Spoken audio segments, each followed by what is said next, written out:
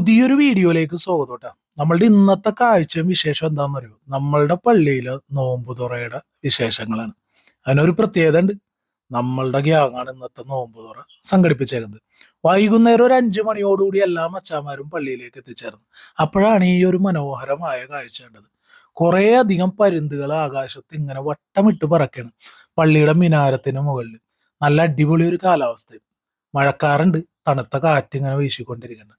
അങ്ങനെ പരുന്തിനെ നോക്കി നിൽക്കുമ്പോഴാണ് അടുത്തൊരു പണി വന്നത്. ദേ കസേരയും ടേബിളും അറേഞ്ച് ചെയ്യാൻ.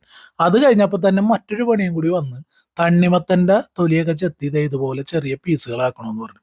എന്തായാലും അതൊക്കെ സെറ്റ് ചെയ്ത് നമ്മൾ ടേബിളിലേക്ക് ഇതൊക്കെ നമ്മൾ പ്ലേറ്റിൽ അറേഞ്ച് ചെയ്യണം. ഈന്തപ്പഴവും തണ്ണിമത്തനും 2 ടൈപ്പ് സീഡ്ലെസ് മുന്തിരി കൂടാതെ മുട്ട വെച്ചിട്ടുള്ള സമൂസ. ഇതാണ് ഫസ്റ്റ് നോമ്പ് തുറക്കുമ്പോൾ നമ്മൾ കൊടുക്കുന്നത്.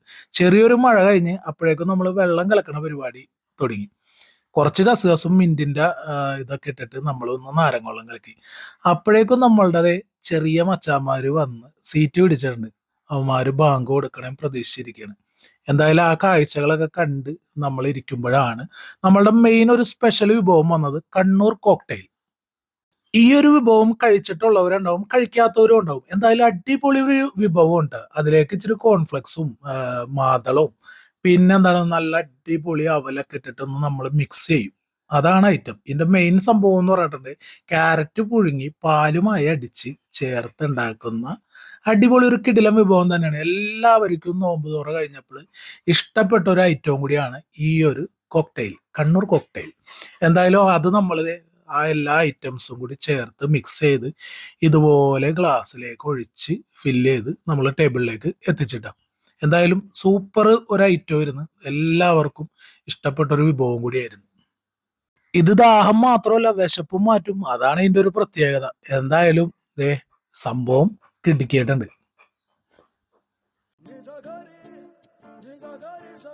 എന്തായാലും ബാങ്ക് വിളി കഴിഞ്ഞ് എല്ലാവരും ഇത് ആസ്വദിച്ചു കുടിക്കുകയും കഴിക്കുകയൊക്കെ ചെയ്തതിന് ശേഷം നിസ്കരിക്കാനായിട്ട് പോയി. അപ്പോഴേക്കും മെയിൻ ഐറ്റം വന്ന് കുട്ടൻ ദം ബിരിയാണി. ഈ ഒരു ചെമ്പാര് പിടിക്കും എന്നുള്ളൊരു കൺഫ്യൂഷൻ ഉണ്ടായി. പക്ഷെ എല്ലാവരും കൂടി പൊക്കി കൊണ്ടുവന്ന് വെച്ച് അതിന്റെ ദമ്മ് പൊട്ടിച്ച് ആ റൈസൊക്കെ ഒന്ന് ഉടച്ച് ഒന്ന് ക്ലിയർ ആക്കിയതിന് ശേഷം ആ ഒരു ബീഫിന്റെ പീസും അതുപോലെ തന്നെ ആ റൈസ് മറ്റൊരു ഇതിലേക്ക് മാറ്റി ഒന്ന് അലങ്കരിച്ച് വെച്ച്. ഈ കുട്ടൻ ദം ബിരിയാണിയുടെ പ്രത്യേകത എന്ന് പറഞ്ഞാൽ നല്ല സോഫ്റ്റ് പീസ് ആയിരിക്കുള്ളൂ. നല്ല വെന്ത് ഉടഞ്ഞ പരുവത്തിലിരിക്കണം ദേ ഇതുപോലത്തെ പീസ്. വന്ന എല്ലാവർക്കും ഇഷ്ടമായ ഒരു വിഭവമായിരുന്നു ഈ ഒരു കുട്ടൻ ദം ബിരിയാണി. എല്ലാവരും ആസ്വദിച്ച് കഴിച്ച് പിരിഞ്ഞുപോയി. അപ്പോൾ അത്രേ ഉള്ളൂ ഇന്നത്തെ വിശേഷം. ടാറ്റാ.